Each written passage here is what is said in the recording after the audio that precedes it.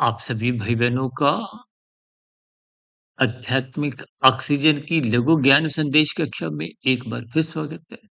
आज की चर्चा आपके हमारे जीवन की जो कर्मश्य की स्थितियाँ हैं, संस्कारों की स्थितियाँ हैं, अक्सर हम कर्मफल सिद्धांत के ऊपर बार-बार चर्चाएँ इसीलिए करते हैं, ताकि आपकी हमारी दिनचर्या में किसी भी प्रकार का कोई एक तामसी, एक निंदक स्थितियाँ, चाहे वो कानून का उल्लंघन से संबंधित स्थितियाँ हों, चाहे शास्त्र विरुद्ध पाप कर्मों की स्थितियाँ हों, दोनों ही स्थितियाँ आपका हमारा क्रमशः बिगाड़ती है। हम बार-बार कहते हैं ना, लाल बत्ती पे रुको, अपने कर्तव्यों का पालन करो, दूसरों के अधिकारों की रक्षा करो।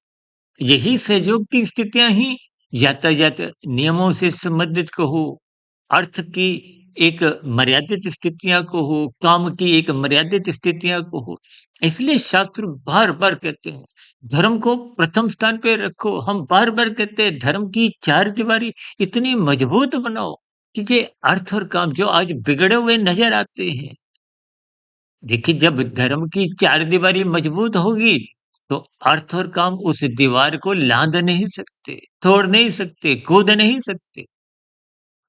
यदि ये दीवार ऊँची ना होते हुए छोटी-सी होगी, तो ये अर्थ और काम कूद कर बाहर निकल आते हैं। और यदि ये धर्म की चारदीवारी मजबूत नहीं होगी, भले ही ऊँची आप बना लो, तो फिर ये अर्थ और काम उस दीवार को ही तोड़ देते हैं। देखिए, इनके मात्र आपने संकेत समझने हैं, अर्थ समझने हैं, इनके भावार्थ समझने हैं, ताकि आपके हमारे जीवन में ब्रह्म मुहूर्त में उठने की एक जिज्ञासा जगे। क्योंकि ब्रह्म मुहूर्त सतोगुण की शुद्धतम स्थिति है। ब्रह्म मुहूर्त में उठने पर आपका हमारा जीवन अनुशासित रहता है, धर्म प्रथम स्थान पे बना रहता है। देखिए, यहाँ की स्थितियों में आप किंतु-परंतुओं में उलझते हुए अपने आप को कहीं भी कुछ बचाने का प्रयास कर सकते हैं।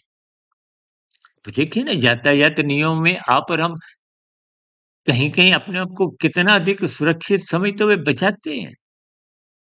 लेकिन भीतर में जब शुभ संस्कार बनते नहीं, हम बार-बार कहते हैं कानून का निष्ठापूर्वक पालन करो। ये आपके हमारे एक सहयोग की स्थितियाँ हैं। समाज में भाईचारा बने।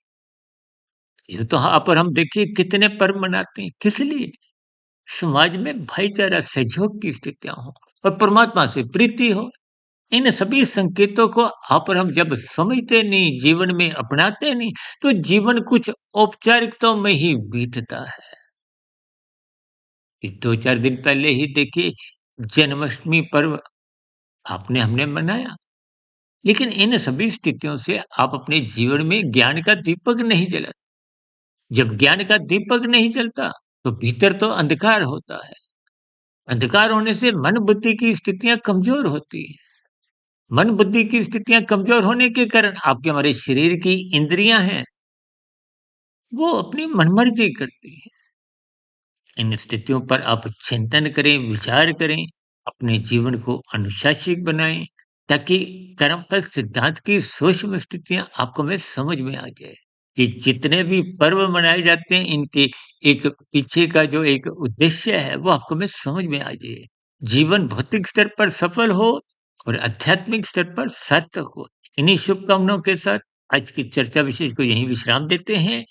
शाम को सर्व कल्याण वृक्ष की प्रश्नोत्तर ज्ञान कक्षा में कुछ शॉर्ट्स की वीडियो और कल सुबह ब्रह्म मुहूर्त ज्ञान उपदेश कक्षा में किसी गंभीर विषय के साथ फिर मुलाकात करेंगे।